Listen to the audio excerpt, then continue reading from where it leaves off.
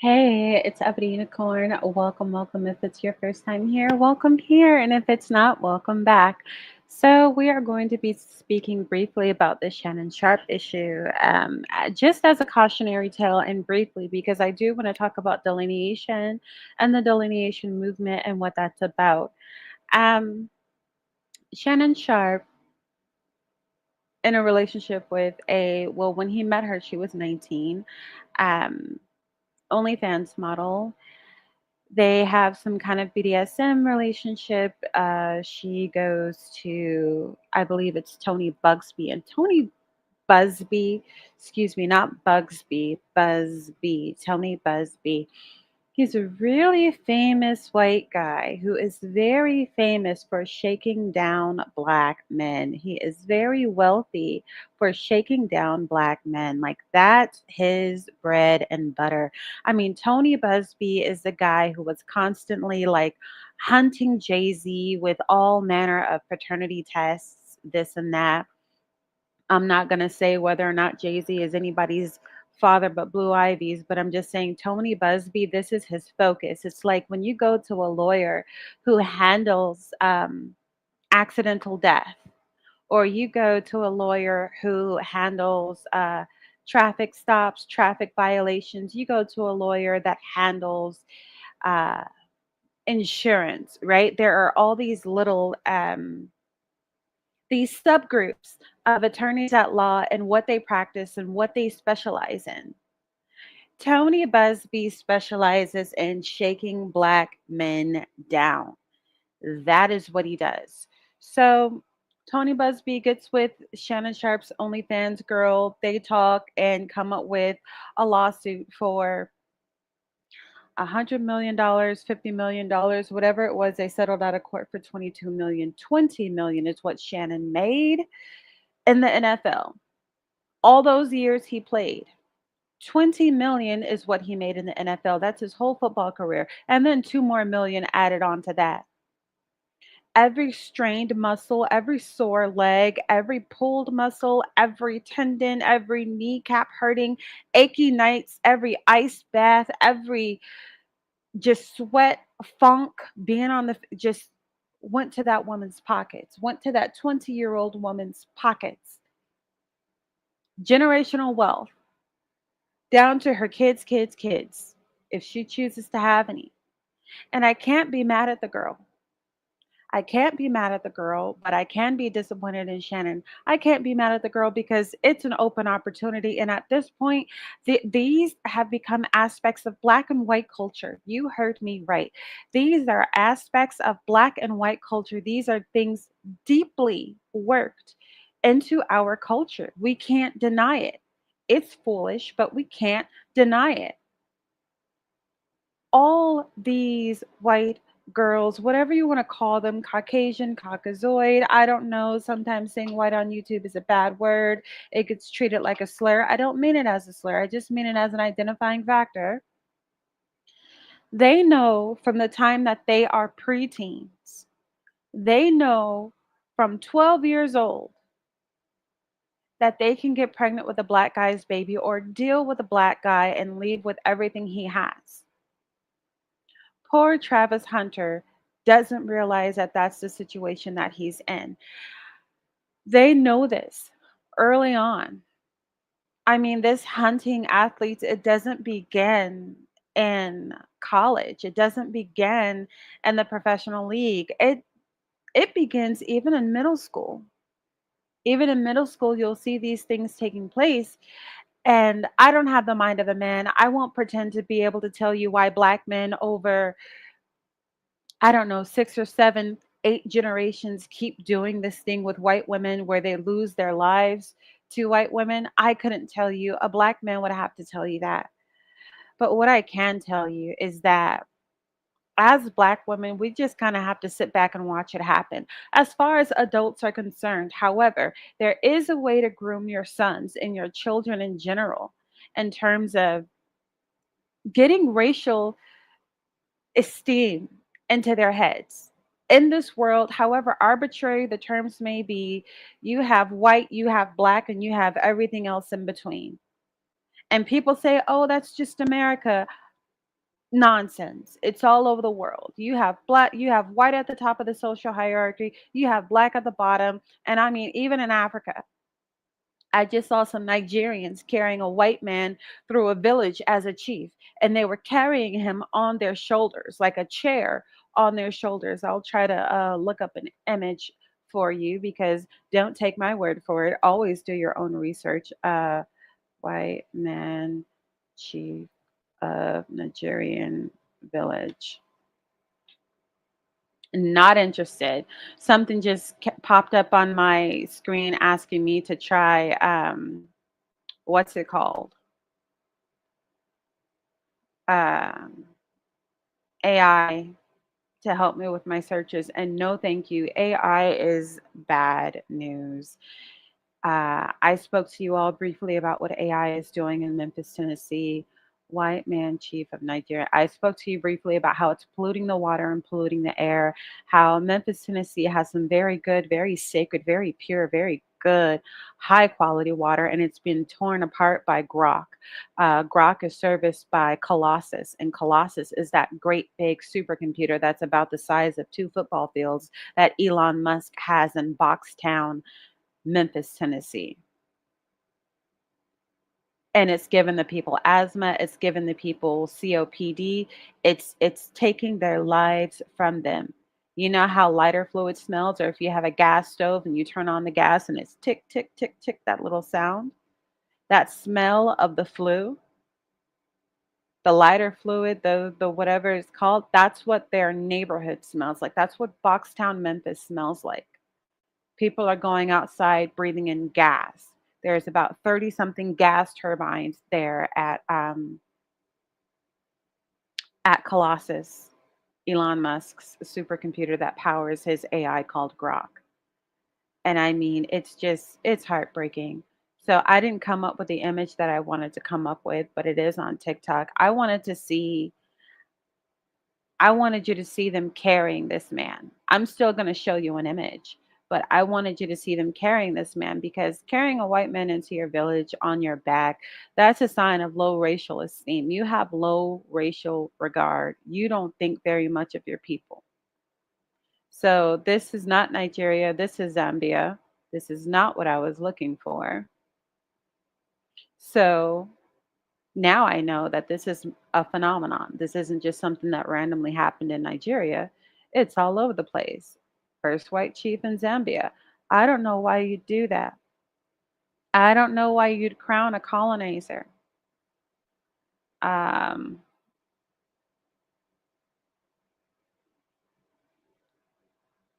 uh, carry on. Let me just put African shoulders. Not this. This is not what I was looking for.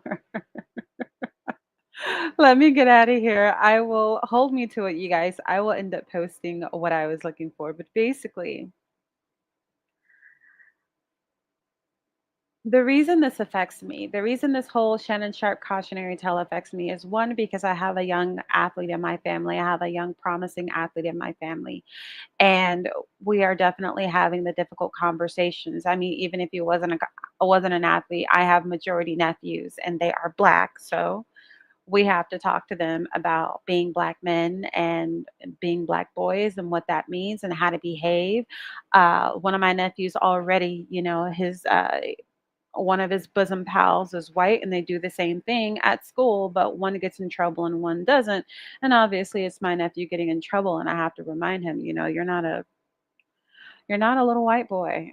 I know you're half, but you're almost doesn't count. Like you're not going to be able to get away with what he gets away with. You're not going to be able to, people aren't going to see you as redeemable as they see him, especially when the school teachers are majority white female. You're going to be, there is bias against you that you cannot help. Just like there are people for you who swoon and who love you and love the way you look, whatever it is, swag, talent. Just like there are people who can't help that they are inclined towards you, there are people who are biased against you. And having those difficult conversations and helping them to navigate a world that they are new to is tough. But there has to be something that we can do. Like I purchased Black AF History, the Unwhitewashed Story of America by Michael Harriot. I'm also I've already read portions of the book, but A People's History of the United States, I believe it's by Howard Zinn, and I'm just going to have story time from chapter to chapter with with all my sister's kids if I can, but definitely excuse me, I always say sisters with all my siblings' kids, but at least, you know, with the older boys who can grasp, because there's something that we're missing as black parents and black guardians and black people who are rearing children. We have to instill into them racial pride. And I'm not talking about you having them walk around here like they're the prince of Pan-Africanism. I'm not even with all that Pan-African stuff. I'm a recovering Pan-Africanist or a former Pan-Africanist, and I can tell you in another video or later on in this video, it's a hoax, it's a scam, it's a sham. Don't do it. They're not even Pan themselves, but I digress. We have to purposely talk to them about race. We have to purposely shove their own images in their face. I mean, if the world they see, if 80% of the people in America are white, and they are more than 90% of the people who run this country, we have an issue of representation. We have an issue of, it's like, how do I say this?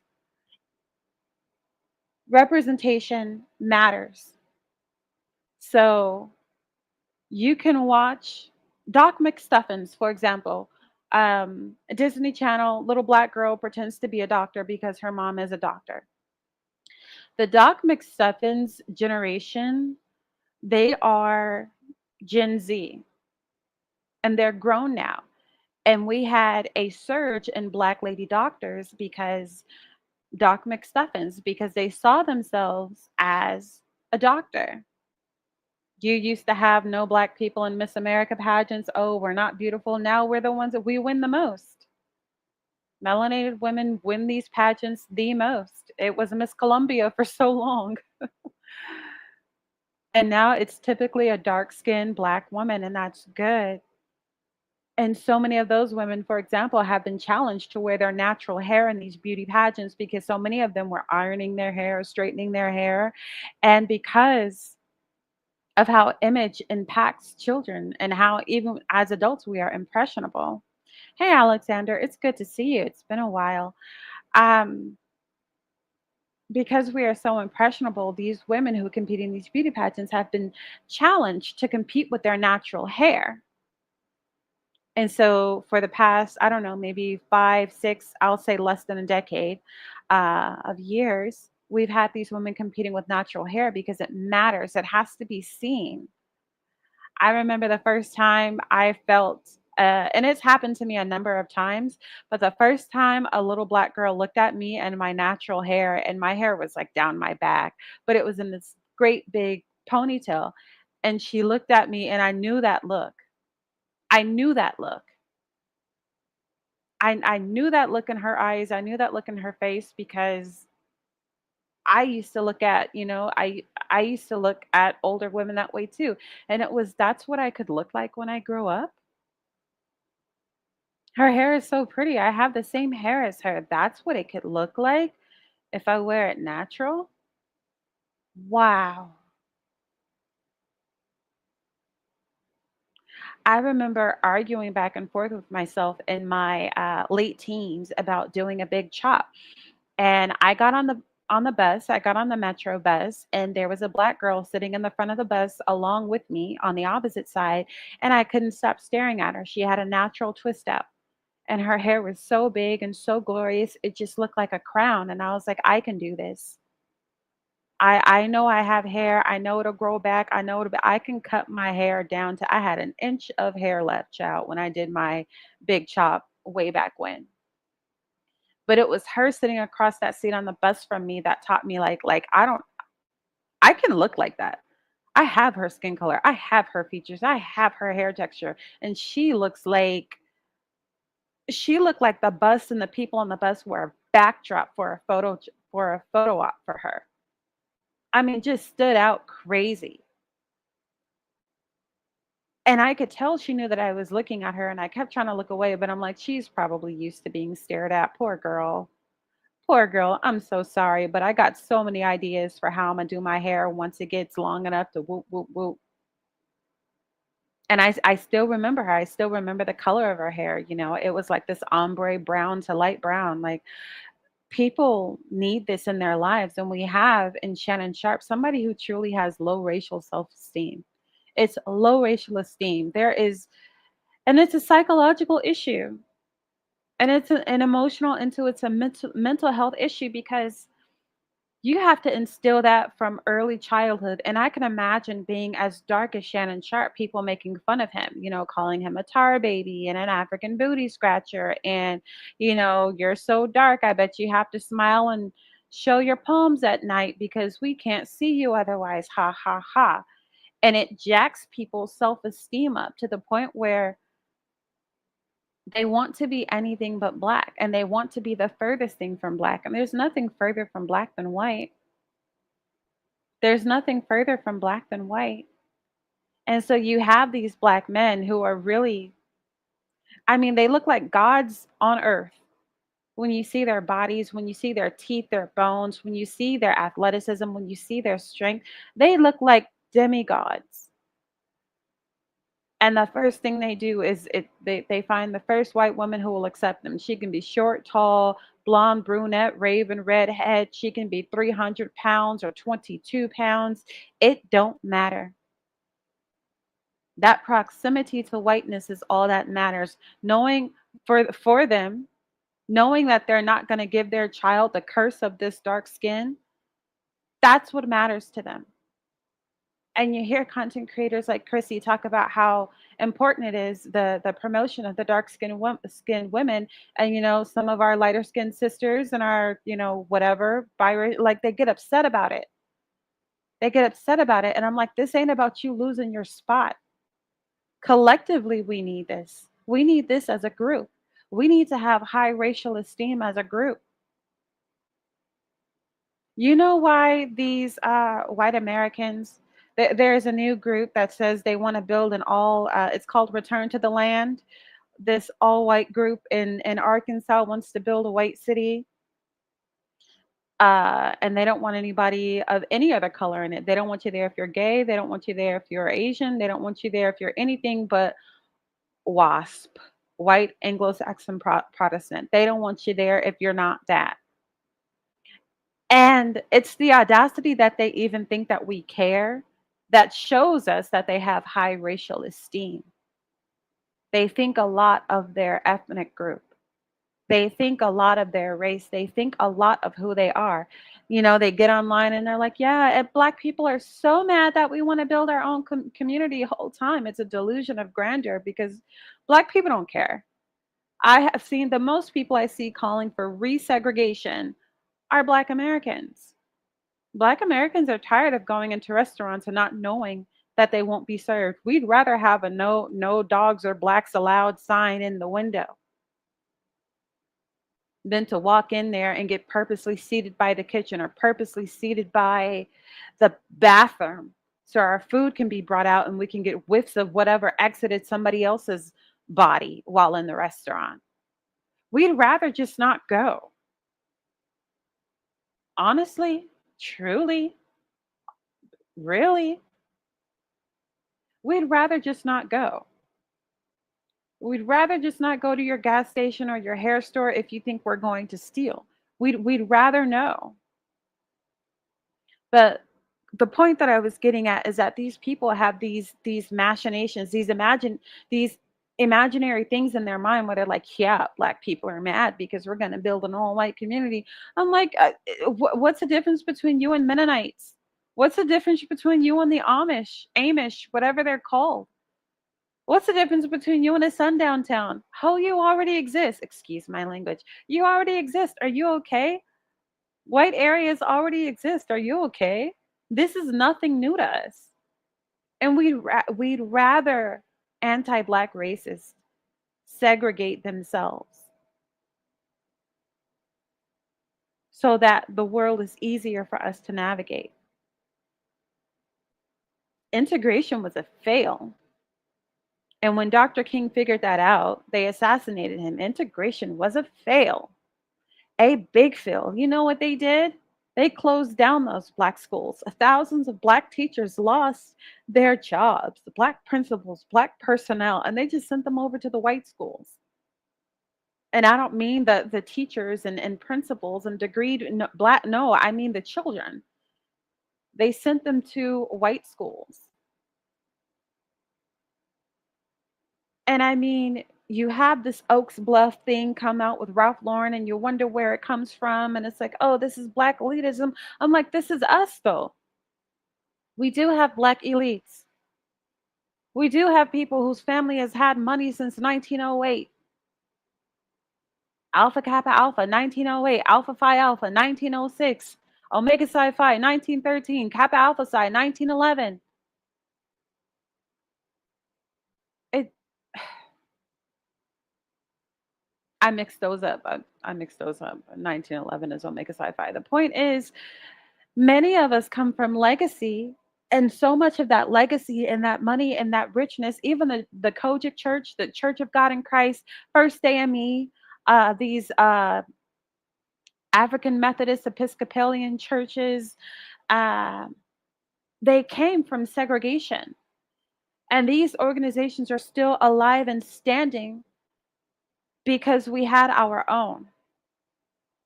And black people back then, if you're looking at this Oak Bluff collection, let me go on ahead and type this in because I know that's a conversation as well. This collection by Ralph Lauren,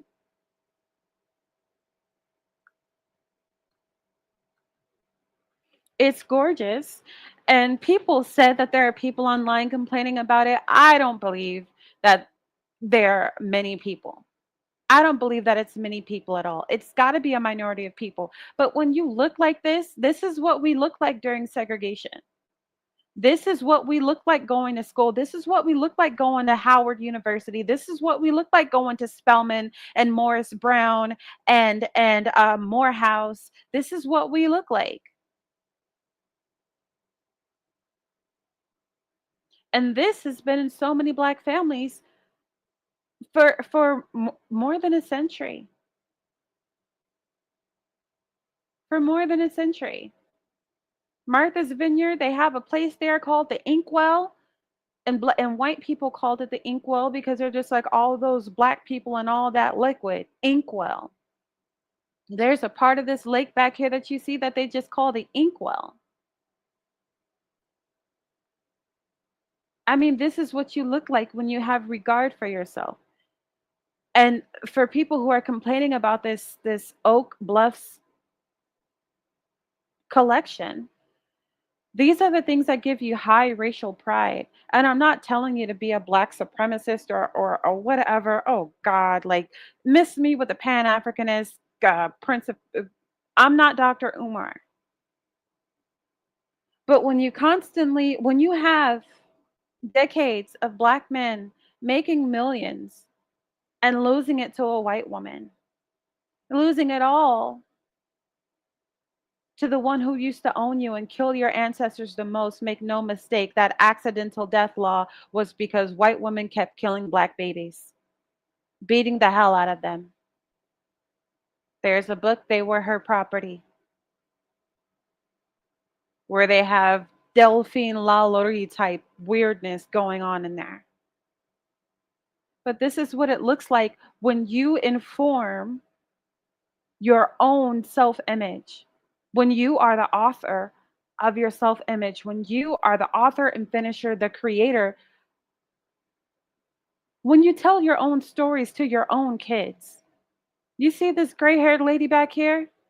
I saw an interview with her where she was talking about her grandmother on Martha's Vineyard in this area where these very affluent blacks live and vacation.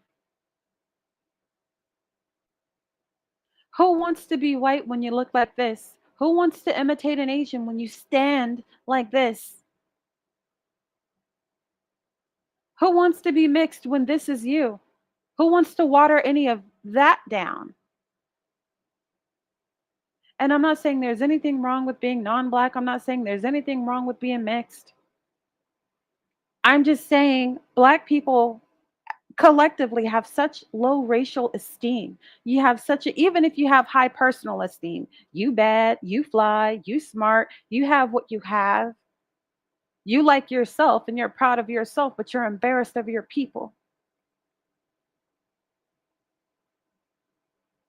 And even with every thug on every corner, even with every pants sagging, selling, slanging dope boy, woman bent over, clapping, twerking in lingerie and things that shouldn't be like whatever.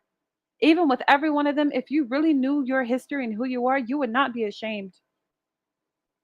If you really knew who you were, you would not be ashamed. I see people during Black History Month, and you know what? All they can talk about is George Washington Carver playing with peanuts. And I'm like, why aren't you talking about Mark Dean? Why aren't you talking about Catherine Goebel? Are you crazy? Why aren't you talking about the Negroes that invented, that laid the groundwork for GPS by measuring the earth and loading it by hand into computers? Why aren't you talking about Mark E. Dean? You wouldn't have a computer, a cell phone, or a laptop. Computers used to be the size of living room furniture. Mark Dean is a black man who worked at IBM from North Carolina. That man has, there are 9 different computer patents, and I believe he owns by himself either 3 out of 9, or there's only 3 that he doesn't own. I have a video about Mark Dean on my channel where I speak properly about his legacy. That man is still alive. So for every phone that comes from Asia, for every phone that comes from, for every Samsung, for every Huawei, for every iPhone, the technology to do that came from a black man's hands.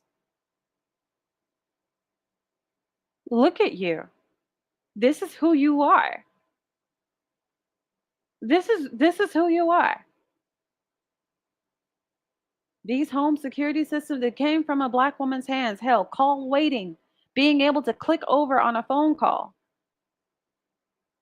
A black woman did that. These are yours. All these people, all these American Eagle talking about good genes, and my genes are blue, and genes are passed down from whoever to whoever. This little racist white supremacist commercial from American Eagle, and we knew American Eagle was pro-white or white supremacist. We knew that. We knew that back in the early 2000s when you get followed around the store. We knew that when all the black girls with braids were getting fired from the mall.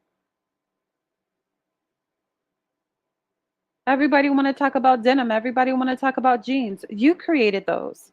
You created something the whole world wears. Your grandma on an indigo plantation and your grandfather on a cotton plantation got together, and cotton plus indigo equals denim. And they called it Negro cloth. They mocked it. Just like they used to call us boy, and you would have stable boys and cow boys. First they mock us, then they copy. Cowboy was the first thing cowboy ever was a derogatory term for black men. And now everybody wants to be a cowboy. All of a sudden, you got people all over Kenya, Nairobi, Kenya, talking about some heel toe do-si do. That's because of Cowboy Carter. I'm like, what do y'all need cowboy boots and cowboy hats for? In the Kenya. Huh? What do y'all need? What do you need with that attire? You infect the world. You infect the world. For better or for worse, you get to determine the trend. And when this is you, why would you want to be somebody else? So we have to purposely take our kids and groom them with intention and raise them with intention. We have to have these conversations. We have to make sure they know it's okay to be black. And more than okay, it's great to be black. Ralph Lauren did not, this is not something they created. This is just a resurrection of older black dandyism. Black people were doing this. Who do you think the seamstress was? If you don't think it was your great great grandmother, you're wrong. Who would put these clothing together and just, I mean, Uncle Johnny made my dress, that pink spandex. She looks a mess. All these Uncle Johnnies and Mama Tina's out here sewing these things together and putting them on your body and making you look like this. This is our cultural heritage. This is what we are. I've seen a video of it. The video had not just black people, but I saw others too. Hey, Armageddon, it's good to see you here. But the point is, this Shannon Sharpe nonsense is because of low racial esteem. So many of these, even Travis Hunter, when I'm looking at him and his relationship, I'm like, that girl don't love you, babe. That girl don't love you. That girl don't like you. She tolerates you. You are about to retire her just like Shannon retired this OnlyFans model. And I can't be mad at the girl because it's $20 million. It's $22 million. I can't be mad at her for chasing the bag, but I can be mad at you for being stupid enough to give it up. I can be mad at you for being stupid enough to give it up. I can be mad at you after you know about Emmett Till. I can be mad at you after you know about Oscarville. I can be mad at you after you know about Tulsa, Oklahoma. I can be mad at you after reading The Red Record by Ida B. Wells and discovering that so many of these lynchings, the majority of these lynchings, were just false rape allegations put on black men by white women. You have lost ancestors. You have had men and women hung from trees in the name of these women, and you keep going back. What kind of voodoo is on you? What kind of root did these people work on you? And I'm like this because there were black women online like, yeah, the ancestors had to collect that money from Shannon because he was acting up. And I'm like, fool, his ancestors are on his side. Her ancestors did what her ancestors do. You don't think white people got ancestors? They took that nigga for everything he got. You want to talk about his ancestors working through him? No, that was her ancestors working through her. They got him just like we got him. They got ancestors like we got. It don't mean nothing but your predecessors, the people who came before you. You're the offspring. They're the parents. They're the aunts. They're the people who are older than you. When I see you as black men continuing to lose your legacy, I mean, God, I remember they tried to get Kobe with these accusations, or like tried to get him with some sexual assault allegation. And Mr. Uppity sat me down one time and he was just like, one of the best days of my life is when I met Kobe Bryant. He offered to take Kobe for a drink and show him around the city. And him and Kobe just sat for hours and hours and hours and hours and hours talking. And he said, I know I only met Kobe one time, but he didn't do that. There's no way he took from a woman. There's no way he did that. That's not the man that I met. The man that I met isn't capable. And then you see this heartbreaking scene where, look, I know Kobe's parents did not want him with Vanessa. Okay. I understand that that could be a painful place for Vanessa. I do. But that entire family, for his entire upbringing, they catered to Kobe. They catered to Kobe. Even his sister, the whole family was about building Kobe. And they did. And they built the Black Mamba. And then the parents have to turn around and sell his stuff just to take care of themselves. And I'm like, damn, Vanessa, damn, Latina, damn, white Latina. You can't give these old people nothing. They made your husband. You can't throw a raggedy meal at them, a raggedy 3, 4, 5 million dollars at them compared to what you got, compared to what you sit on. I don't think Kobe would appreciate that. I don't. in whatever state he was with his parents, they're elderly. I don't think he would want that for them. I know people with raggedy parents who wouldn't want that for them when in their elder years. But there's something about this low racial esteem that we've got to fix and we've got to be intentional about. We really have to sit these kids down early and tell them how great they are and tell them how great their ancestors are and tell them all the modern you wouldn't have. I know people like to think white people invented cars and light bulbs and things of that nature, but I tell you what, there's a ton of people who were enslaved who invented these things who are not allowed to own patents because they were property, because they were considered three-fifths of a human being and only a human being could own a patent. And so white people were given the credit for their inventions. The mother of invention is necessity. The father of invention is necessity. So when you're enslaved and you're working from can't see in the morning to can't see in the night, jacking up your neck, your back, your joints, you get to inventing a thing or two. You get to inventing a thing or two to make things easier on yourself because that labor necessitates creativity and necessitates ingenuity. How do I streamline the process? How do I work harder, not smarter? It's the people who built this nation who invented the things that this nation thrives off of. From the light bulb to the car to the cell phone. These are all you, specifically you. Don't talk to me about Steve Jobs, inventing the iPhone.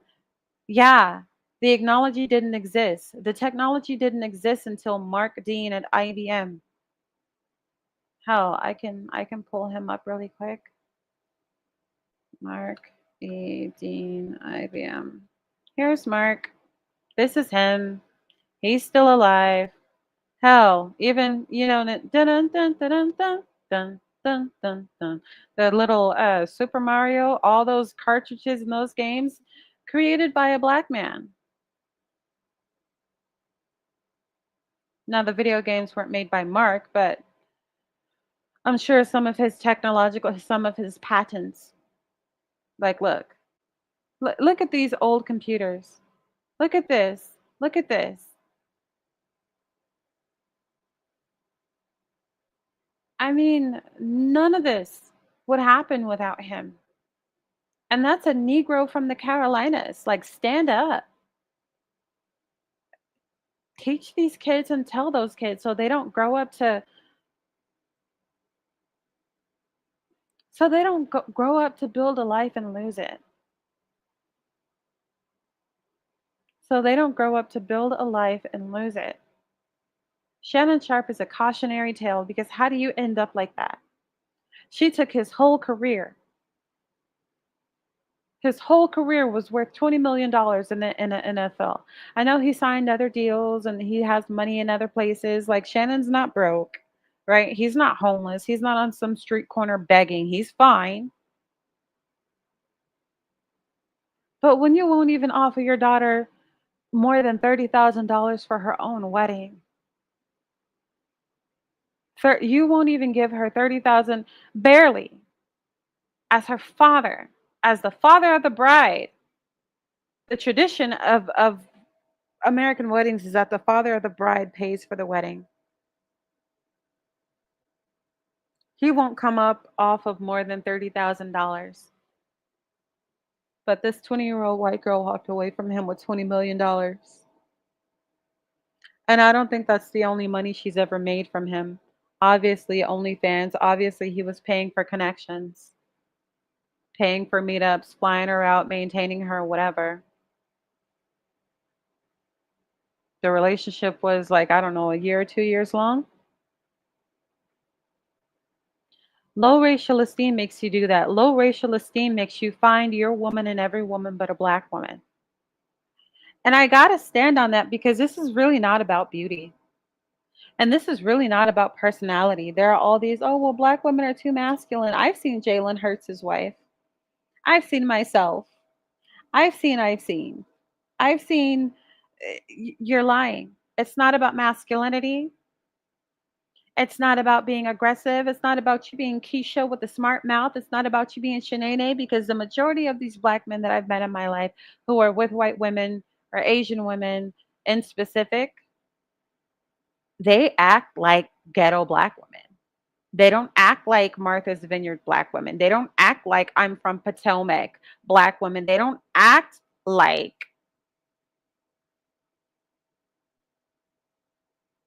no, they don't act like Spellman. They don't act like Howard. They act like ghetto. Yeah. They roll their neck, they stump their feet, they clap out their syllables, and they point their fingers in the air when they have a point to make. I've seen it over and over again. I've seen it in, I mean, the emergency room, obstetrics, you go to triage, and there's some, big white woman yelling at a skinny black man, calling him by his name, yelling at him in public, and everybody's there to listen. And my whole body hurts because I'm having contact embarrassment, or however you say that. I'm feeling embarrassed on his behalf, being emasculated right and left. So it can't be about that. And black women come in every color. Mark's got two black parents. Do you see Mark on your screen? The owner of so many computer patents. Do you see him on your? He's got two black parents. Black women come in every color. We come in Whitley Gilbert and we come in Kelly Rowland. We come in every color and in every size. And we outnumber black men. If every black man in America got married to a black woman today, there would still be 2 million black women single. The ratio is crazy. There's no excuse. There's no excuse. I mean, maybe there is. Maybe there is, and I'm just not thinking about it. I know a lot of the more goofy black men, they do tend to marry outside of their race, and that I kind of understand. I think black women have preferences for men that don't always include um, that kind of black man. But there are too many options, especially when you're at the top of your game. There are too many options when it comes to good black women. There's too much pedigree out here. I mean, you've seen Jalen Hurts and his wife. I can pull them up. Jalen Hurts' wife. You can't tell me.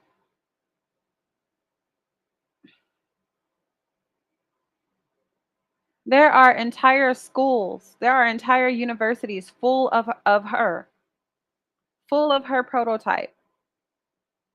Black girl buttoned up silk press. Greek legacy, whatever it is, knows how to dress for a special occasion, knows how not to jump in the camera, whatever it is. I don't know how y'all feel about Savannah James, but Savannah ain't did nothing wrong. That man is out there. Hell, this isn't Jalen Hurts' wife. This is his manager. She's a Delta. There are a million black women just like her. You can't tell me there's not. I know Shanae's out there. I'd be a liar if I told you I met more degenerate black women than this kind of black woman, or variants of this kind of black woman.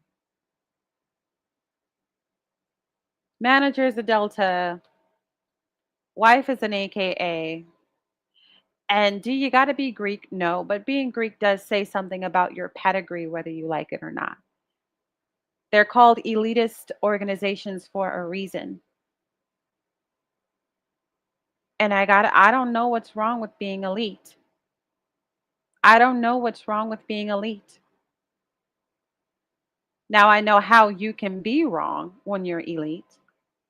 Oh, and he's Omega Sci-Fi like my Mr. Uppity. He actually looks a bit like my Mr. Uppity. Of course, my Mr. Uppity was much older than this, but they favor each other. Black women look like everything. Hell, uh, if you wanted a Whitley Gilbert, if you wanted a light, bright, damn near white, there's just no excuse. It's all out there. Black women come in every color, every size, height, shape, form, education. It's out there. You really have to teach people racial esteem. And you have to because of the world that we live in. White people don't have to teach each other that because the world is set up for their racial esteem. Imagine being a broke white person. Imagine being a poor white person. Imagine being a white person on SNAP EBT Section 8.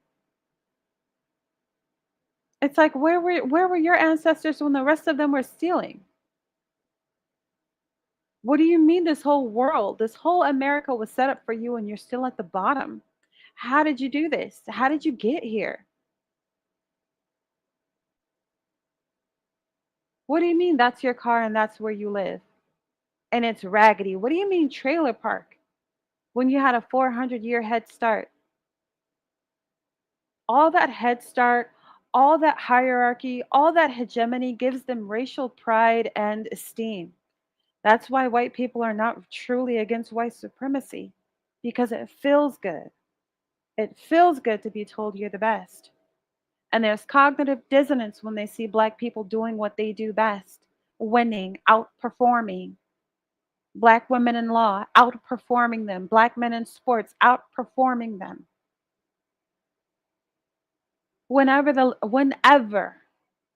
rules are clear and the playing field is level, the Black American Negro always excels. Always excels. I saw a woman get into an Olympic competition she didn't know existed until she trained for a year. Didn't know it existed before that year, and she took first place. It was some kind of ice skating, not ice skating, but rollerblading type of thing. I mean, really take care of, I mean, go get a DVD player, right? Because you don't want to be in this world where it's like you own nothing and are content. Go get a DVD player, old school. Buy the entire Bill Cosby Huxtable's collection. I said it. And what about it? Go get the Cosby Show, the Huxtables. Go get the entire collection and make your kids watch that. Get them off of the YouTube, get them off of the TikTok, get them off of the social media. You want to watch TV? Claire Huxtable is what's on. You want to watch TV? The Fresh Prince of Bel Air is what's on. The first one, not the second one. The old one, not the new one. You want to watch TV? Okay, Family Matters is what's on. You want to watch TV? A Different World is what's on the television.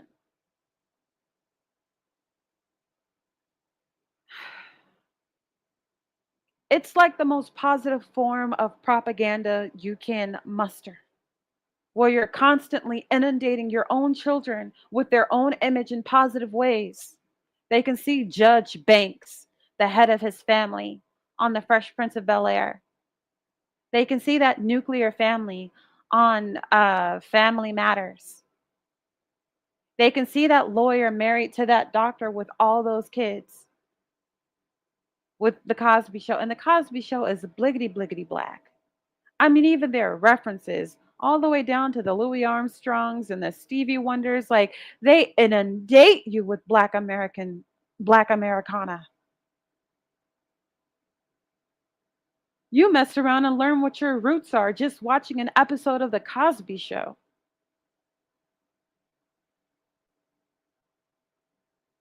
You playing around watching the show because you rewinding something, and all of a sudden you know who Hattie McDaniel is.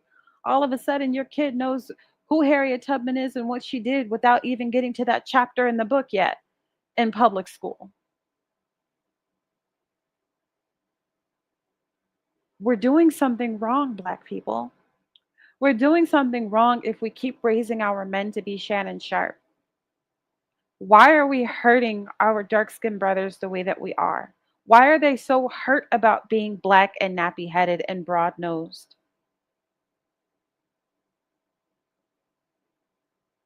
Why are they so eager to wash out those features? Because that's a communal failure. It's a communal failure, just like it's a communal failure when you see all the girls bleaching and people want to make fun of the girl bleaching. I keep my mouth shut. I'm not going to talk about her. I don't believe in that. I'm going to criticize the society that made her feel like she had to bleach to be acceptable before I say anything to her. I'm going to do that first.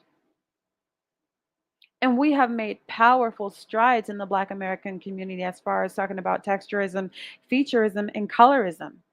We have led the whole world in a conversation. They weren't talking like this in India until you started your Negro American conversation here. Beyonce made sure to include them Indians in the subcontinent in that brown skinned girl music video,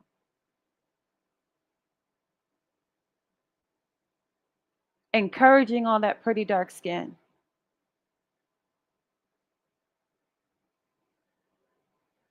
We start these conversations that people make fun of us for, namely our brothers, but we're not going to bash you. Oh, you talking about colorism? Only ugly girls complain about colorism. The prettiest Black girls I know complain about colorism because it hurts. What are we doing to each other to make each other think like this?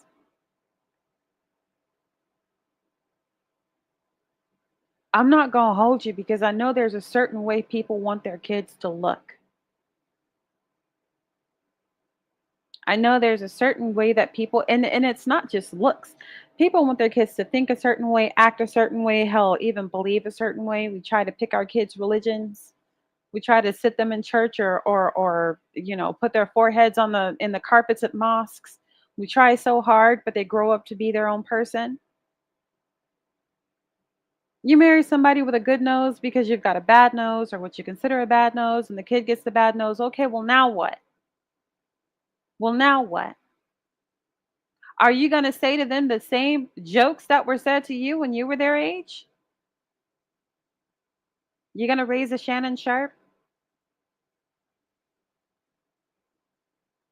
I mean, he wasn't even trying to have a baby with that woman, even though she was saying, I want you to put your big, creamy, put a big black baby in me. I want your big black, I, good Lord.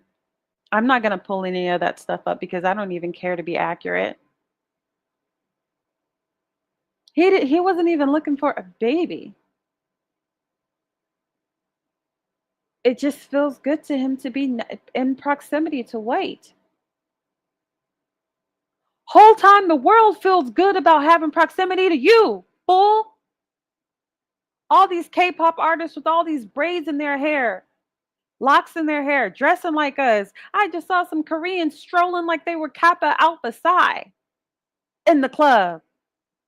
I mean, literally, don't take my word for it. That's my LeVar Burton. That's my word. Uh, Koreans strolling Kappa.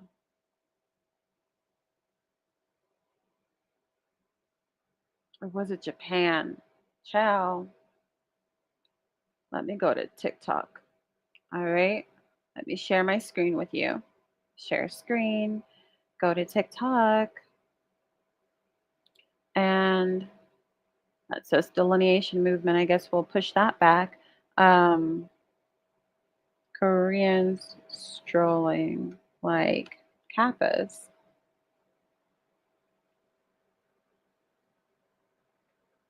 Is that it?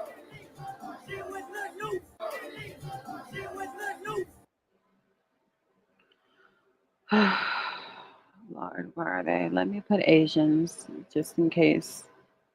because it could have been Japan.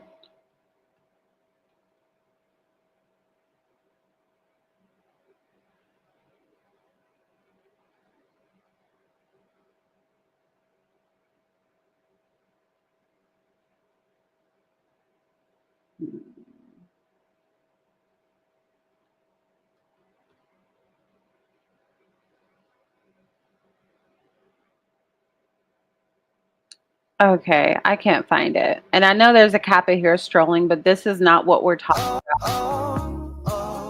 Yeah. Actually, he's mixed. Never mind. Um, I'm not talking when I talk about them strolling, I'm not talking about the ones who are in America pledging with black people. That's not what I'm talking about. Even though I really think D9 should think long and hard about pledging people who are not black American. Think long and hard about it. When I was younger, I used to be like, ew, that's so racist. Like, what's the point of doing that? Oh my, man, forgive me. My childish ignorance. But in my adulthood, y'all might want to cut that the hell out because people are coming for your birthright right and left. You trying to be white and the rest of the world is trying to be you. I spoke at the top of the hour about Kenyans. Whoa, whoa, whoa, I got my boots on the ground.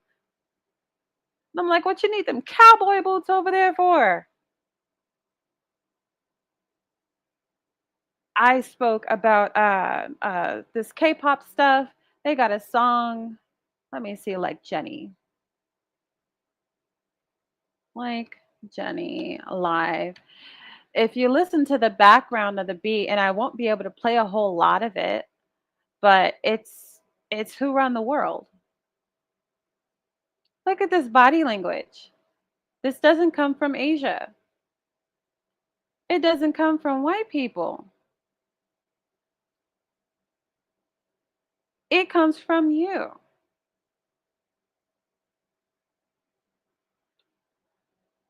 Wanna rock with Jenny. Keep your head down, nails done like Jenny. Who else got 'em obsessed like Jenny?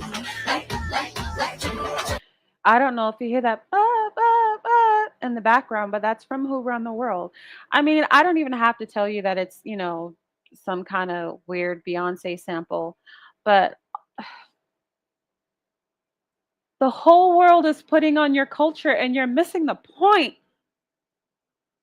American Aborigine, Black American Aborigine. You're missing the point, descendant of chattel slavery. Foundational Black America. You're missing the point. You do these Shannon Sharpe shenanigans, and the rest of the world is dressing up like you. And you know what else? This is gonna sound weird, but I gotta say it. Your birthright is being.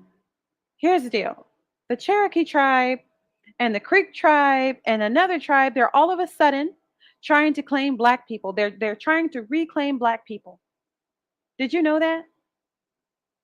They're trying to reclaim you. All these people who kicked our ancestors off the Dawes rolls, who lied and said we weren't Indians, who lied and said we weren't Aborigines, they want us back. Why now? Why in 2025 do you want us back? You know who else wants us back? Africa, the African Union.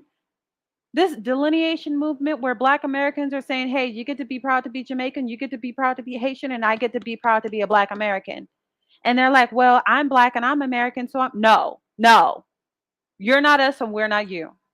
Well, what's the difference? Well, the difference is Black is your race, but Black is also my race and simultaneously the name of my ethnic group. That's the difference. So when I say Black American, you know I'm talking about me. We've had to pass African American along to these people because you're not, I mean, are you really African? You can't tell me what country you're from and don't show me no damn DNA test because those are weak and whack and estimations at best. You build a country, you are foundational to it. When you're the foundation of a country, you are foundational to it. That is your identity. Nobody asks white Americans, where are you really from? Even though if you look across America, you see so many white people who are first and second generation Nova Scotia, Russia, Slavic, so many. But they ask you where you're from like you didn't build this nation, and you did. So you get stupid like Shannon Sharpe. You get bamboozled like Travis Hunter. You get used like, I mean, Tiger Woods, insert Negro, insert rich Negro.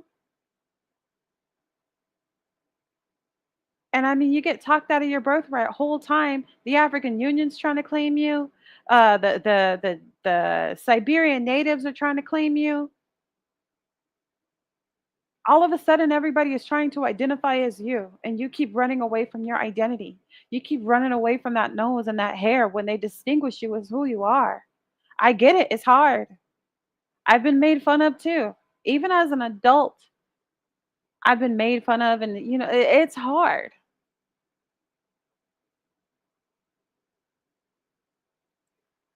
This is why I'm like, some paycheck is really on its way for Negroes, because why is everybody all of a sudden trying to claim us? Do you know how many people in the African diaspora got mad at the delineation movement? Oh, you guys are xenophobic. Wait a minute, Jessie Wu. Wait a minute, my Haitian queen. We're not xenophobic because we want to be known as who we are. Lift Every Voice and Sing is our national anthem. It's not yours. That's not the Haitian national anthem. That's the Black national anthem.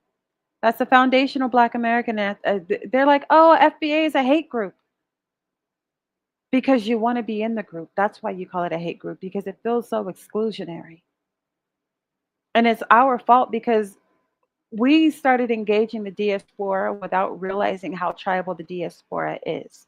And the diaspora, members of the diaspora will talk to your black ass all day like this. Well, well, I thank God I got a culture, because some people don't, y'all don't have no culture. But in my culture, uh huh.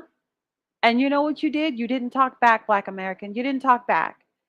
You didn't say it back because you weren't tribal. You wanted to, you were racial. Everybody was black to you. You was wearing that big black Africa medallion, red, black, and green. Meanwhile, they don't even rep, some of them don't even rep their whole country. And you rep in the continent. You're open and welcoming to everybody with your beautiful heart, beautiful soul, beautiful spirit. I love it. But it's been time to close ranks. And it's not to be hateful. You got all these people trying to claim hip hop. Puerto Ricans created hip hop. Jamaicans created hip hop. Blah, blah, blah, blah. I'm like, what's wrong with you guys? Are y'all okay even? And we have to delineate, like people don't know where we end and they begin.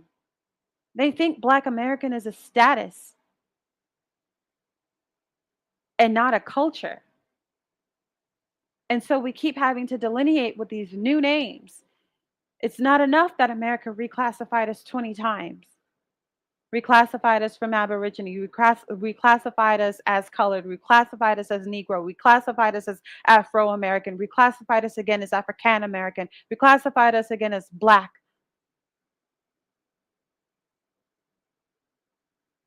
Now we're forced to find names to get people out of our hair. Like, get out of me. Stop trying to share me with me. I stayed 3 months in Kenya. I didn't, well, we're all, I didn't do that. I wasn't trying to encroach on nobody's birthright. I didn't go to somebody's country treating them inferior, like I'm about to, loke up on them, boss up on them. Yeah, I'm richer than you in your own country. Haha, you're a poor Kenyan and I'm a this, that. I'm American and I came over here with, this story. You know this story.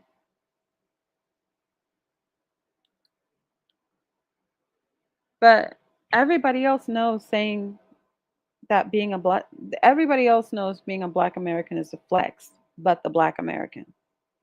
Everybody but the black American knows. Because if it wasn't a flex, why are you so angry with the delineation movement? And you know who's not angry with the delineation movement? Ethiopians. You want to know why? Because they have high pride. They have high ethnic esteem. Ethiopians are proud as hell to be Ethiopian. You know who doesn't care about the delineation movement? Somalis. Somalis are in love with themselves. They don't care about that. You know who else empathizes with the delineation movement?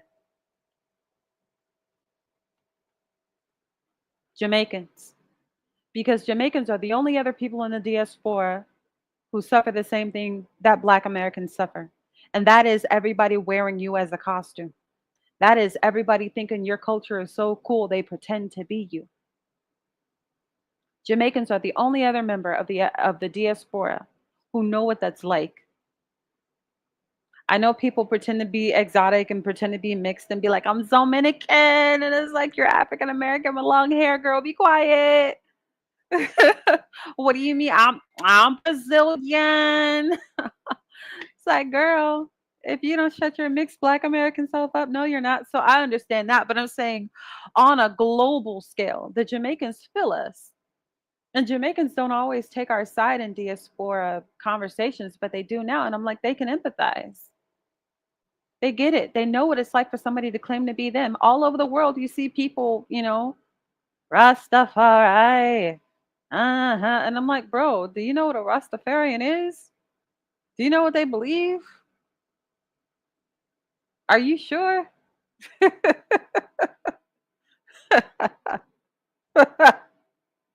Are you positive?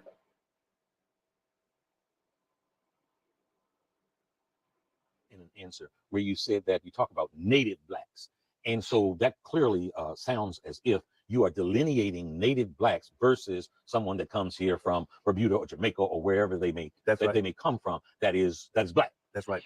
And the purpose of that is what? Because I mean, because you're on the surface, it would be like, hey, everybody has black treated a certain way. Why are you making that delineation? That is an excellent point.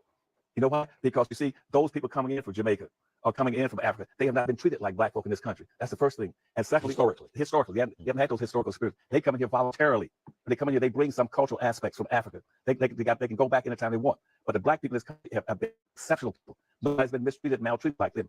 Black folk are exceptional. They're the only people that came here out forcefully. One. Two, they're the only people that denied their humanity. Three, they were the only people denied a right to enjoy the fruits of their labor.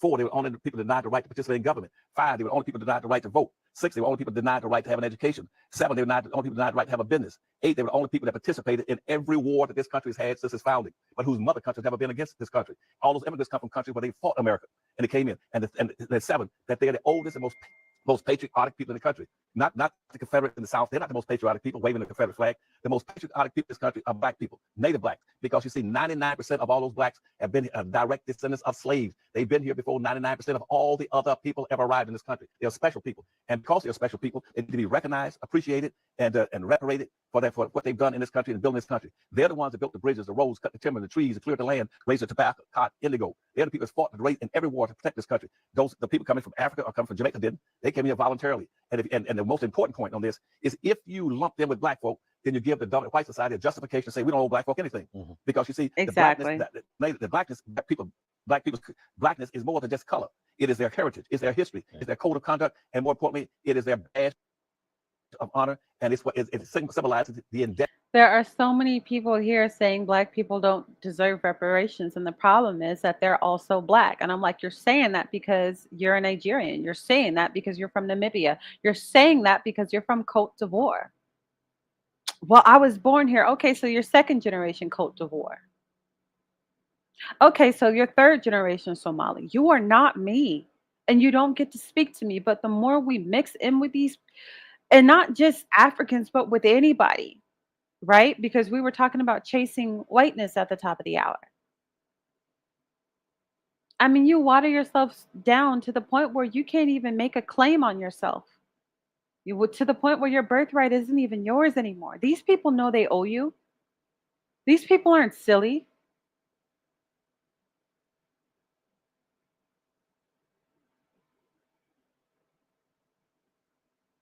Ah, it's a sad subject. But if you look at the Black Caucus and you look at all the members of the Black Caucus, so many of those people are not Black Americans. So when they make decisions, they're not in your best interest as a Negro. They're always in the best interest of everybody else Black. Even when it came to white people and the civil rights movement and affirmative action, they were so mad at Black Americans. They were just like, well, F them anyway. If we got to make Black people work here, we're going to get some Africans in here. And that way we don't have to deal with these people. I don't care. Egg on their face. And we can still say we got somebody Black in here. Whole time, because Africans don't have our experience, they still think there's a white savior. Hell, what was it? It was 2020 something. And the World Health Organization was still pretending to vaccinate mumps and measles and rubella. Whole time they were sterilizing these women. World Health Organization, people who are supposed to heal the world, make it a better place. United Nations working as we're neutral people, just sterilizing all these African women. I've been crying since the early 2000s. Hey, Africa, stop taking their shit. Don't believe them. Don't trust them. These are not your friends.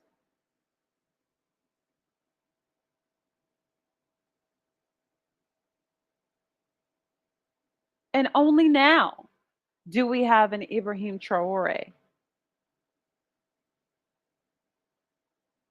And I'm so proud of that man for what he's doing for Burkina Faso, but he is in the minority.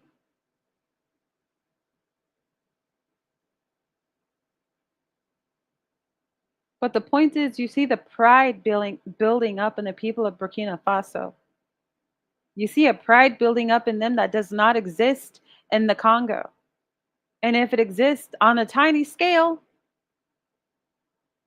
I mean, the Congolese talk a big game when they're here, when they're in the West.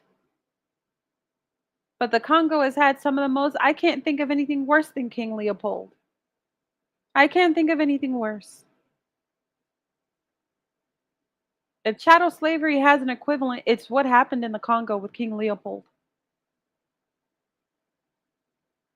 There's still, even there's low racial esteem.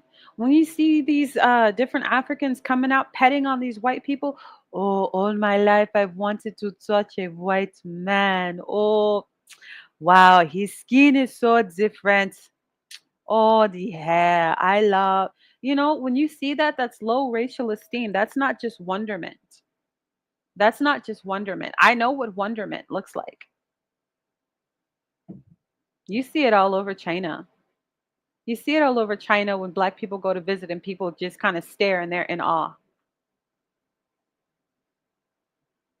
There's a difference between worship and wonderment. And so many places, so many of these places are still worshiping that white image. I think it was a Black artist who, what was it? Michael B. Jordan. He tried to make a rum and it was named after something Caribbean. And all the Caribbean people, including Nicki Minaj, screamed at him, "Oh no, that's cultural appropriation. You're not Caribbean. You're not Caribbean."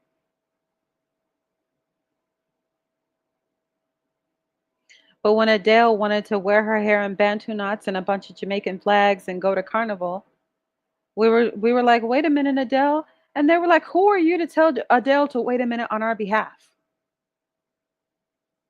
And I'm like, you're not screaming appropriation at her like you were screaming at Michael B. Jordan.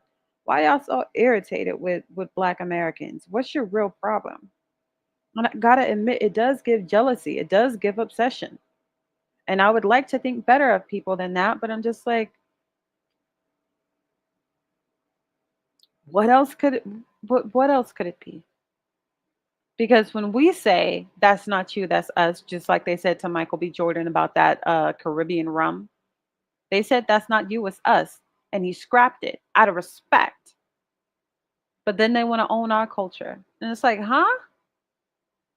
Then they want to say they're us. Well, nobody really created that, blah, blah, blah. Well, Africans created braids. I'm like, I've seen your braids. Your braids are not like our braids. Your braids are not like our braids. Your braids are as different from our braids as Viking braids are from our braids. This country has to them. This country does not have an indebtedness to people coming from Africa. They don't have an indebtedness to people coming in from the Bahamas. If you lump black folk in there, you deprive black folk of the benefit, the debt that's owed them. Don't do that. And that's another thing. The African Union, some years back, I want to say 2021, the African Union claimed us as the sixth region, the African diaspora, basically, as the sixth region of Africa. And you know who they were claiming? Black Americans. And you know what they made 2025, the African Union, which is ran by two Nigerians?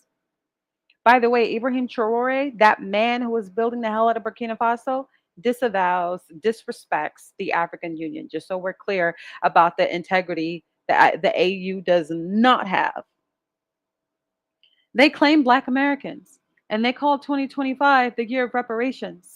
You want to know why? Something is coming down the pipeline for you. Something's coming down the pipeline for you, and everybody wants their hands on you.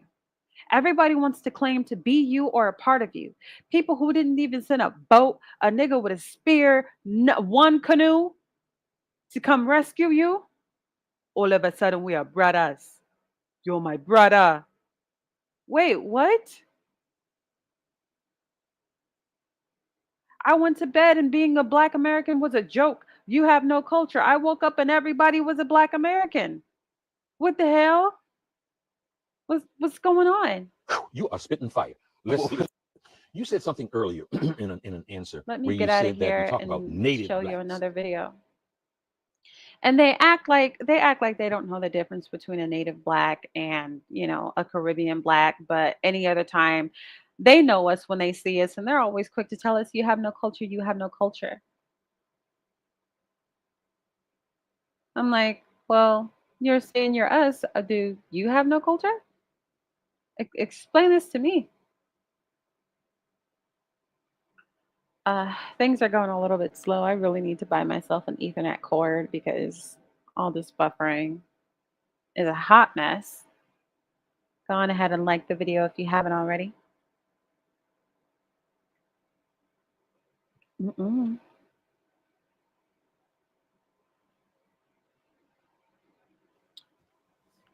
And Black men make up a very significant portion of the electorate in those urban areas, and that can be a deciding factor very easily. They know that.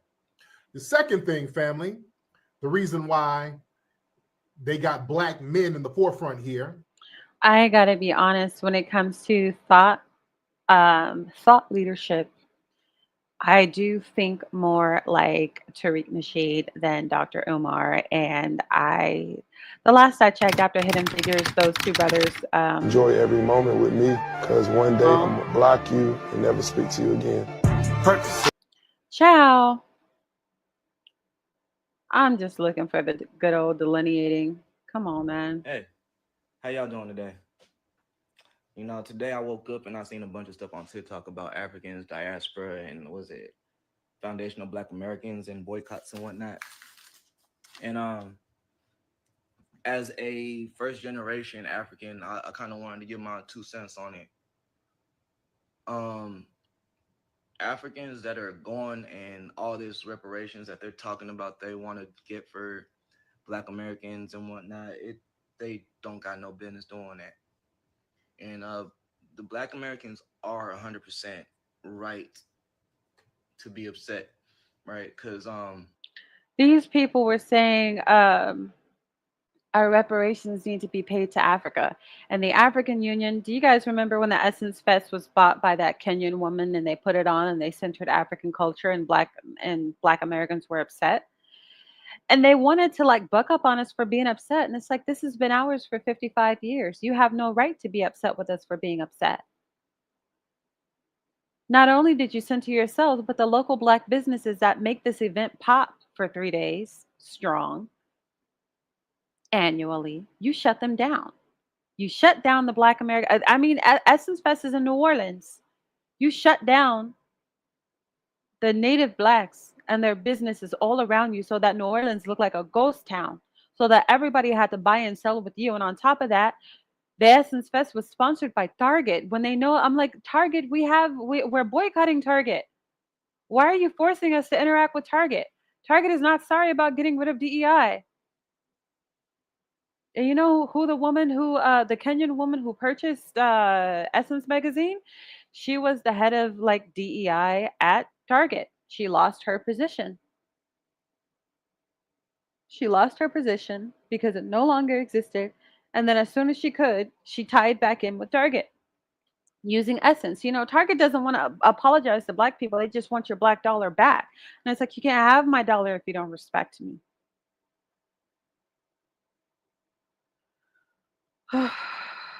I just want to find a good delineation video. So Haitian people are the only Black Americans, the original. Peace to the tribe. Haitians are Haitians and Black Americans are Black Americans. You cannot immigrate into an ethnicity. Before the first United States federal census record, before the inception of America in 1776, Black Americans were already here. Before the arrival, before the influx of immigrants in America, Black Americans were already here. Before the Haitian Revolution, Black Americans were already in America. This is what I'm saying. You see the rage on this woman? You see how angry she is when she's declaring herself a black American or saying calling herself an African American? I'm like, for I remember growing up for the longest, if I ever called a Haitian black, don't call me black, I'm Haitian. Don't call me black, I'm Jamaican. Don't call me I'm not black, you're black. I'm like, oh, word up. Okay, word to your mother. And now there's a flip. And I'm like, this is a dangerous flip. So Haitian people are the only Black Americans, the original. Peace to the tribe. Haitians are Haitians and Black Americans are Black Americans. It's weird. It's encroaching and it's erasure.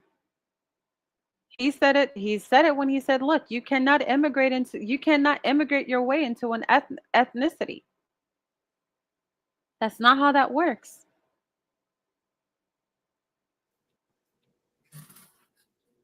Black American delineation has nothing to do with anti-African, anti-Caribbean, or anti-other Black nations.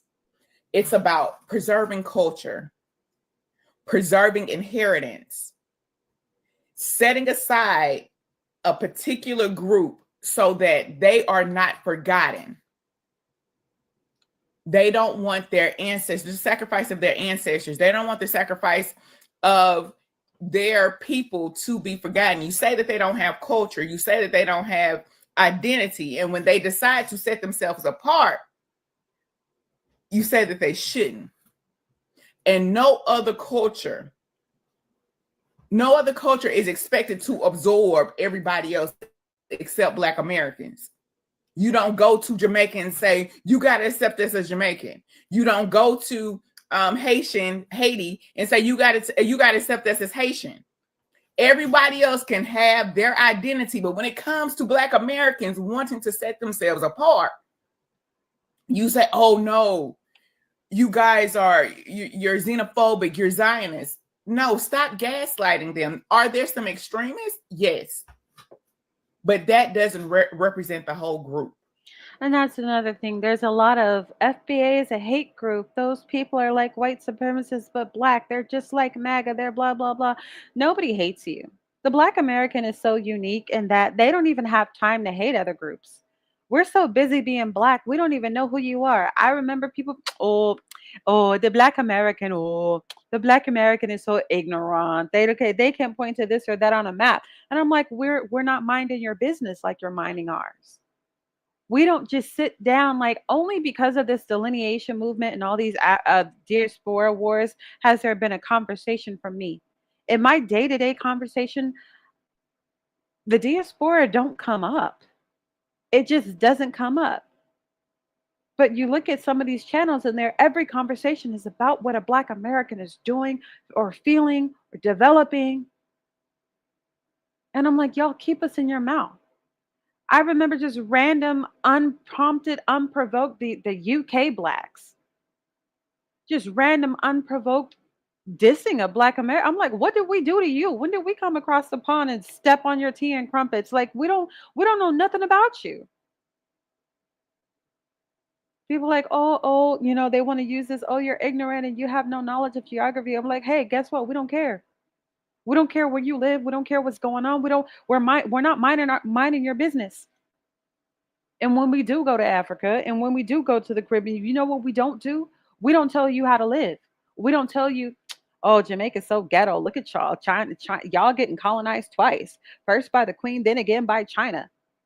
All this beach, you ain't nothing but an island. You got beach all around you, and you Jamaicans only own 1%. What is that? They got Chinese only organizations and hotels that you can't even go to with your Jamaican ass. We don't have those conversations. We don't sit around as Negroes having those kinds of we don't care. And it's not that we don't care that you're being oppressed, is that we don't believe in minding your business the way you believe in minding ours. Everybody, oh, you Black Americans are on EBT. You Black Americans, we came here with nothing and we worked our way all the way up and we work harder than Black Americans and we're not lazy like Black Americans and we're not stupid and uneducated like Black Americans. That Black American has a 1.7 trillion spending power, more than any African nation, more than every African nation combined with the Caribbean. Some of these nations are only worth $222 billion. The Black American spending power. I don't mean a house. I don't mean, I just mean shopping. Shopping. I mean on Amazon.com. I mean renting a movie. I mean getting a shirt and some shoes. Black American spending power. 1.7 trillion. Spending worth more than your entire nation. And you're going to talk about us? You really shouldn't. You really shouldn't.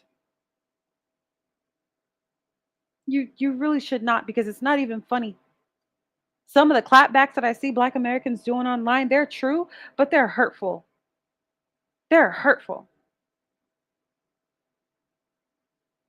I don't want to see a Haitian talking about how Black Americans are on SNAP and EBT because in Haiti, they're feeding the kids dirt cookies. They're clay cookies. They're cookies mixed in with dirt and dough. There's a food crisis in Haiti. I don't want to hear you talk about food crisis over here, because if a Black American has to clap back, it's gonna hurt you, man. It's gonna hurt, and I don't want it to happen.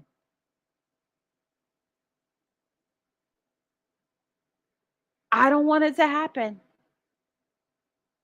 Black Americans are poor. Until every kid in your nation is wearing shoes to school, I don't want to hear it. Please don't push us to clap back. It's gonna get so ugly.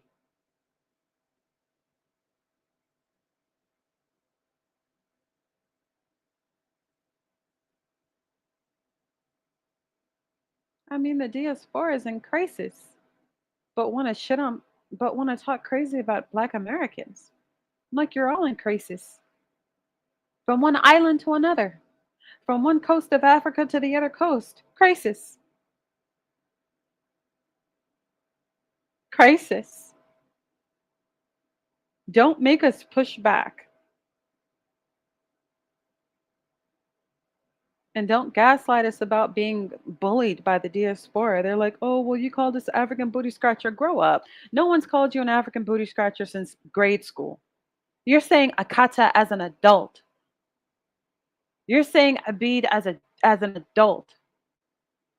You're calling us the N-word in your language as an adult. As a whole as millennial, as a whole Gen Xer, as a whole Gen Zer. You're grown and you're saying this.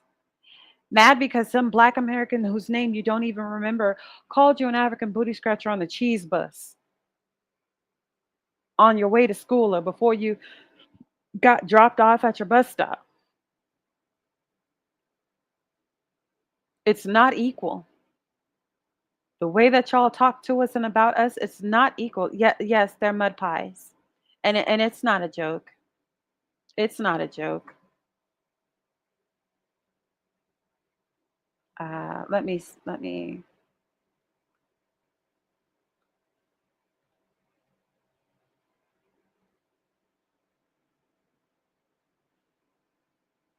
The thing is, it's not fun. This is a photo of a mud cookie that's eaten in some parts of Haiti. And these cookies are made from a combination of dirt, salt, and fat. And because of their high mineral content, these cookies are often eaten by pregnant women and children. This is a photo of a mud cookie that's eaten in some parts of Haiti. And these cookies are made from a combination of dirt, salt, and fat. And because of their high mineral content, these cookies are often eaten.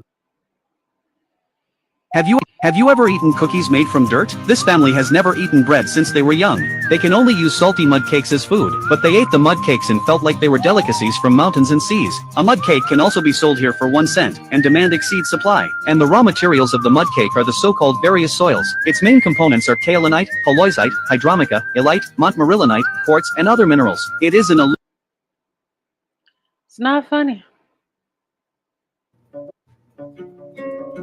It's not funny, but here's my thing. When you hit somebody in their ethnicity, because they act like they're shocked when we have pride. When you hit somebody in their ethnicity, that's like who has pride, that's like talking about their mama. That's actually what that is. That's the same as your mama so fat, she on both sides of the family. Your mama so fat, your mama so stupid, they told her it was cold outside or chilly outside and she went and got a bowl. Like, it's the same thing as talking about somebody's mom. So I'm like, please don't push us to push back. Because there's not a laughable situation in any of your countries or islands. Jamaicans in Jamaica have access to 1% of the beachfronts. 1%. 99% of the rest of it belongs to somebody white or Asian. I don't think that's funny. I think that's cause for revolution. I think that's cause for welcome to Jamrock. Turn on the Damian Marley. Hit the junior gong. I'm angry about that for you. I take that personally. I wouldn't mind burning some tires with you at a Chinese establishment where you're in Jamaica and you don't allow black Jamaicans in. What do you mean? You're on my ancestral land. I don't like that for you. Armageddon. This is the only thing it could be. They think we're so arrogant and full of ourselves, and I'm like, the Black American never asked for this. We never asked to be what the whole world watches and imitates. We never asked.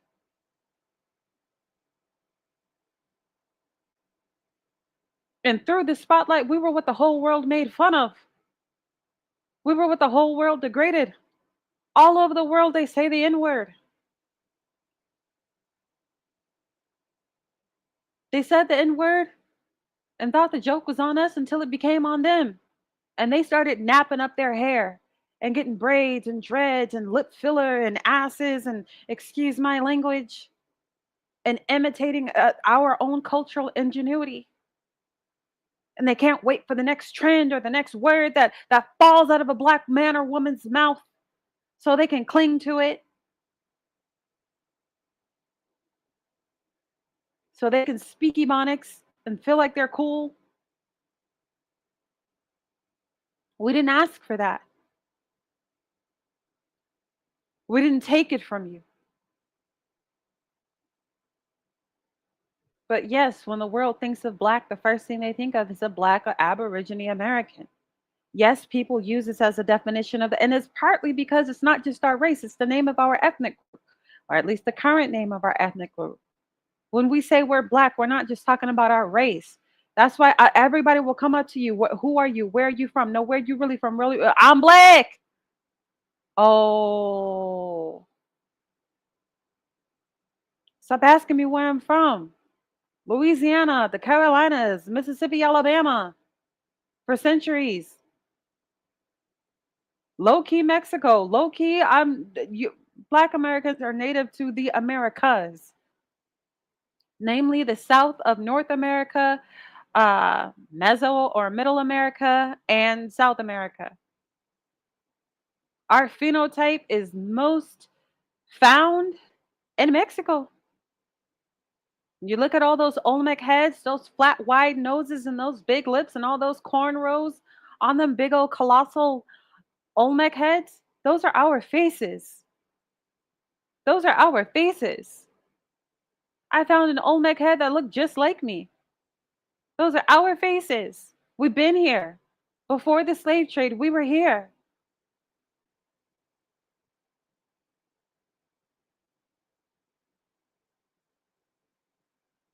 I mean, they want us to be African so bad. And I'm like, I hear you, but in Eritrea, oh God, even Eritrea and Ethiopia.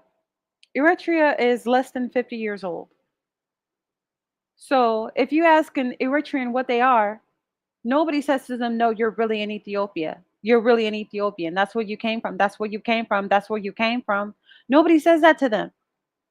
Their country is less than 50 years old. We, our African ancestry has been here for more than 400 years, but they won't let us call ourselves American. Like they get so hung up about it. There's absolutely a spotlight on Black Americans. And you know what else it is, Armageddon?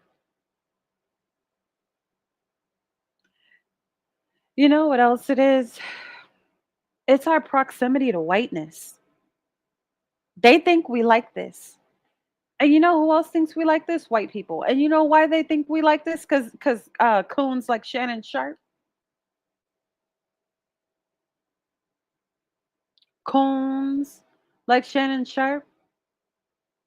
People who will play themselves into the dust for the touch of a white woman, for the touch of a white man.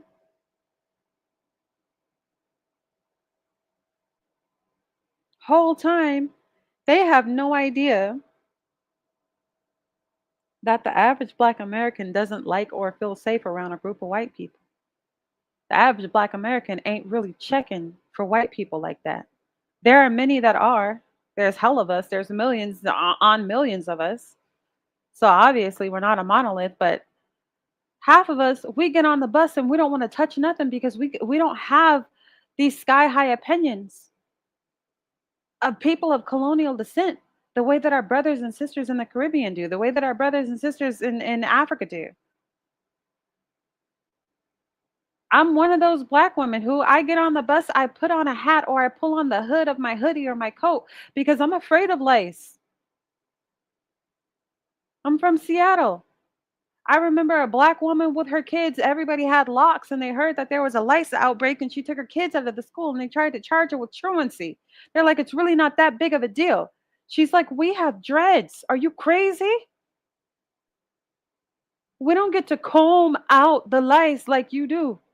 We will have to shave every head in our house bald. My kids are staying home until that lice outbreak is over. Literally, white people were sitting there looking at her like it's not a big deal. I'm like, yeah, because lice is coming for you. That's not normal for us. We're disgusted by that. We get the heebie jeebies. We get goosebumps all over our skin. Our skin crawls when we think of this. You see how many viral arguments there are between Black people and white people about how to get in the shower, how to wash your ass? The poor white people, they were mad at us for using a washcloth. They were mad at us for exfoliating in the bath. And you know what they said? They said, I wash my hair, I shampoo my hair, and the soap falls down all over my body. I'm clean. And you know what all the Black women said? Ew. We all gagged. We all thought it was nasty.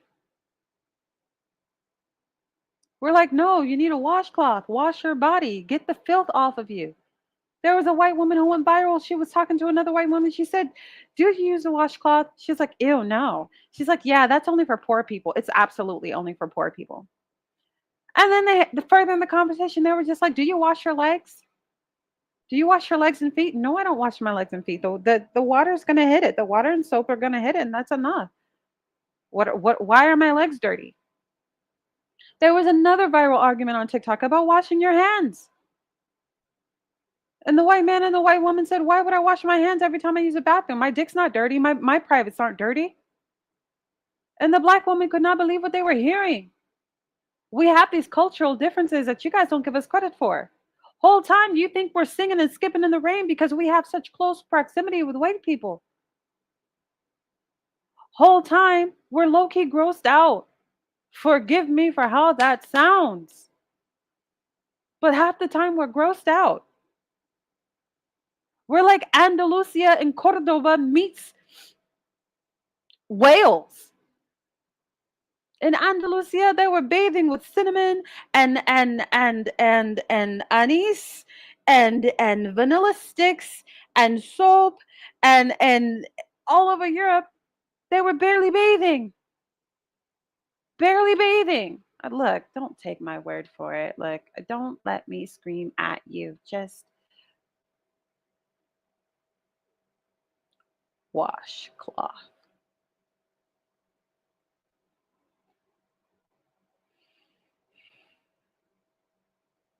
He said washcloths are for poor people, but he tried it. Look how dirty he was. That's crazy. I just got out of the shower. This is my rag. And I had makeup on my face that I had to wash off. Yeah. I only use He said washcloth. I only use white rag. I'm not going to look at that rag again. I only use white rags because of dye, right? When every rag that has a color has dye in it, and you put the dye on your face. Whereas, because cotton is basically white. So I only use white rags too. None of them are stained because I use them frequently. I use them often.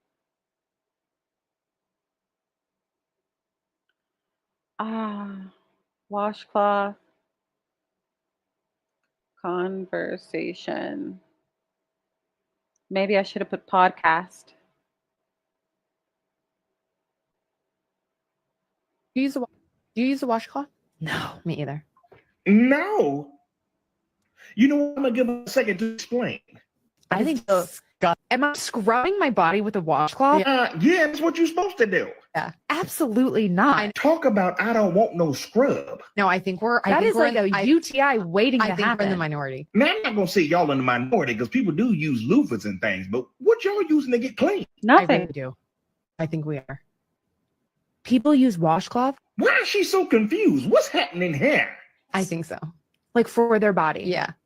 What do you mean? Like, what are you washing your butt with? My hand.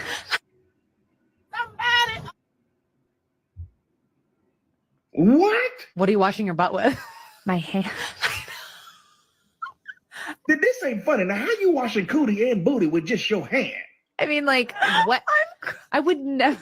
I would never. You mean to tell me after a long day of sweating, you just gonna wash your funk with fingers? Like, what are you washing your butt with? My hand. Boy, I know that thing got some twang to it. Would never do that. I'd burn the wash. Ma'am, start putting a cloth to that cat. Lord have mercy. Do you use a washcloth?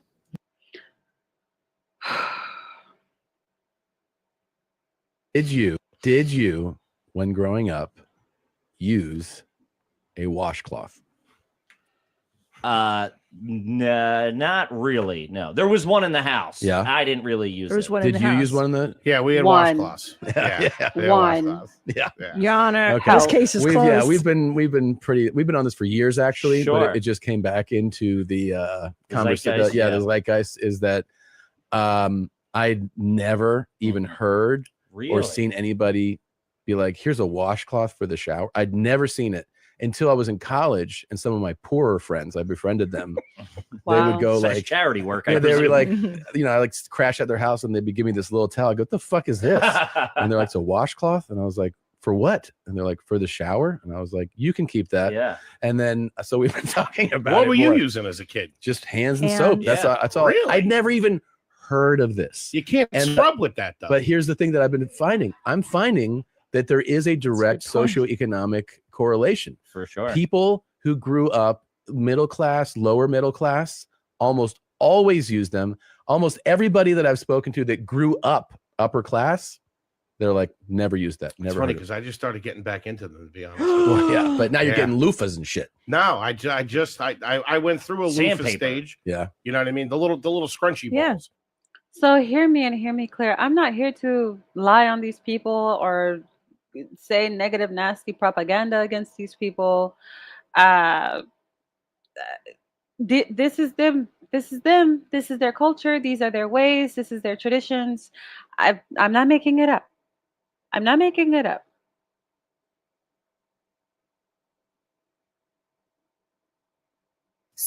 So my fiance and I were having a conversation, and it has been brought to my attention that the man I've been engaged to for about 6 months uses loofahs. And then he was like, well, Okay, girl. a wig? that your wig?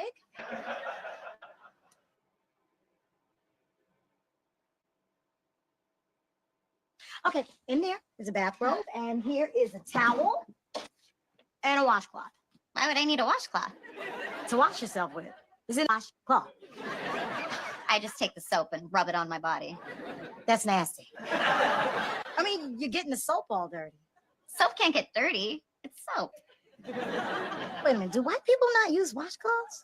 I don't know any who do. Do black people use washcloths? I don't know any who don't. Really? Okay, in there is a bathrobe, and here. So this is not slander. Okay, this is not slander. This is just what the reality is. And Africa, a lot of Africans, and I've seen this. I'm sorry, I have to say it. I live in Seattle, Washington. I live in an international city. I have to say it. They feel like when we tell them about white people that like we're jealous, like we're trying to triangulate them, like we're trying to distance them from the white people so we can have the white people all to ourselves, you know, like their treasure, you know. Hey, Holloway, Dwayne Holloway, good to see you. They act like we're trying to hide the treasure from them, and we're just trying to warn them, like, hey, that ain't your friend. You think that's your friend? That's not your friend. You bonding and bumping shoulders and rubbing elbows with so and so, and that person got you fired. That's not your friend. And they think we're hating on them, and it's like we out here like Greg's Anatomy. We just trying to save a life. Had I known how to save a life, like we just try to help you out, bro.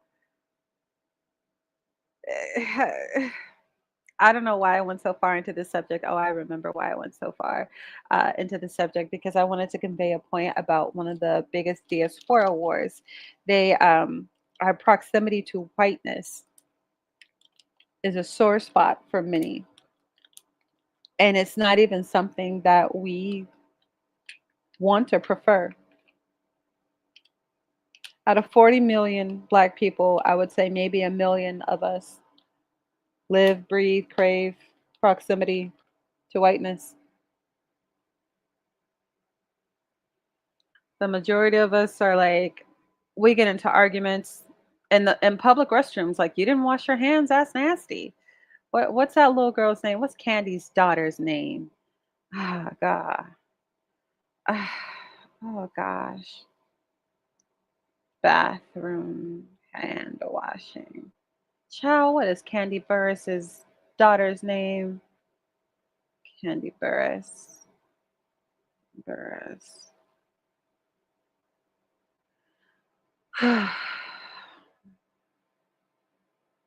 You made a new manicure like ASAP. I would hold your hands but you didn't wash them. So no allergies. I never get the flu. I might be crazy, but I really think it's because as a kid growing up, I had no sense of germs, and it was like touch worms, touch your mouth. yeah, your body definitely has had to adjust. Germs kind of grow your microbiome. This is not me making this up. This is like scientifically proven. That is scientifically proven, but that's when you're a baby, honey. When you're a baby, when you have a baby, you know what's good to have? A dog. Why? Because dogs are dirty.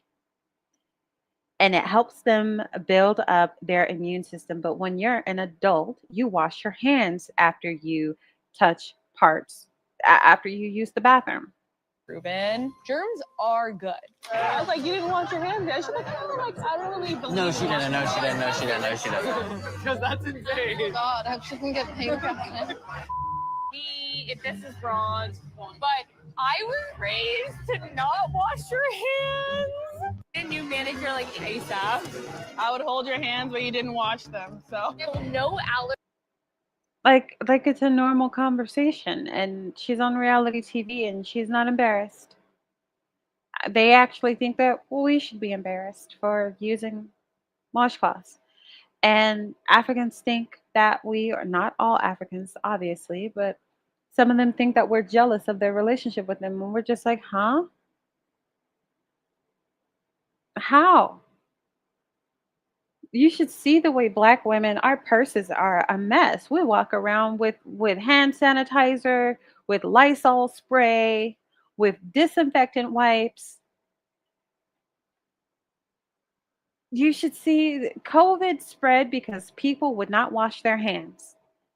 And my family lives out towards because I'm in Bellevue, Washington, near Seattle. My family is way out, like Puyallup, Tacoma area. Originally from Seattle, but pushed south because of gentrification. And when I tell you, all over the news, all over the local news, was that Tacoma wasn't getting COVID. And you want to know why? Because that's where Seattle pushed its black people. They pushed us all the way south. They said Tacoma wasn't getting COVID and black people had the lowest numbers. You want to know why? Because Negroes wash their hands. Can I just be really honest with you and say that I've never had COVID-19? Can I just be really honest with you and say that I was traveling in 2020 when there was a travel ban advisory and I was running and skipping through airports all alone because there was nobody flying?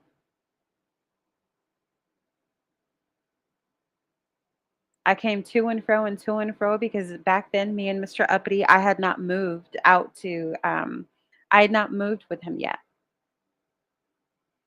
So once a month, he was flying me to and fro. And I never got it.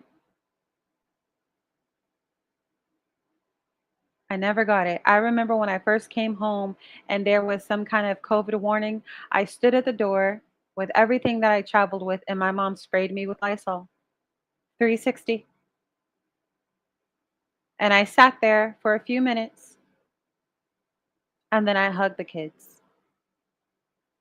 Got my temperature checked, yada, yada, yada. The point is, never got it. I wore my mask. I wore my gloves if I wasn't wearing my gloves, hand sanitizer, wet ones, wet wipes, and I kept washing my hands. And the thing is, I've worked in food service before, so I wash my hands just, I have a habit. Whether I'm touching different kinds of meat, ready to eat food, prepared foods, raw foods, there's just a way that I tend to clean up. But I never got it. Even Mr. Uppity caught it. I didn't catch it. Me, yeah. So I'm gonna go on ahead and close this video. There were maybe 5 of you here at the most. Thank you for being here. Thank you for spending this time with me. And thank you for finding value in my message. I try to help. I try to offer sound advice. I try to get people to thinking in ways that benefit them.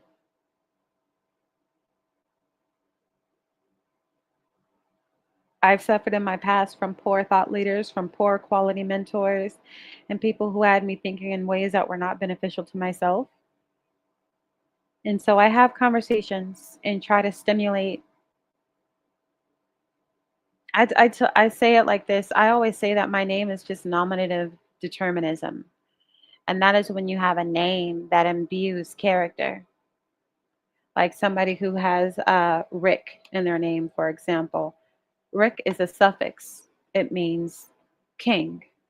So someone's name is Eric, Derek, Roderick, Kendrick. Rick means king. My name is Chocolate Angel. I feel like I was sent divinely to my own house, to the house of my own people.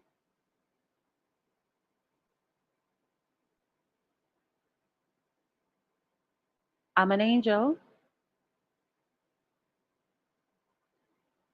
whose confines are her own people.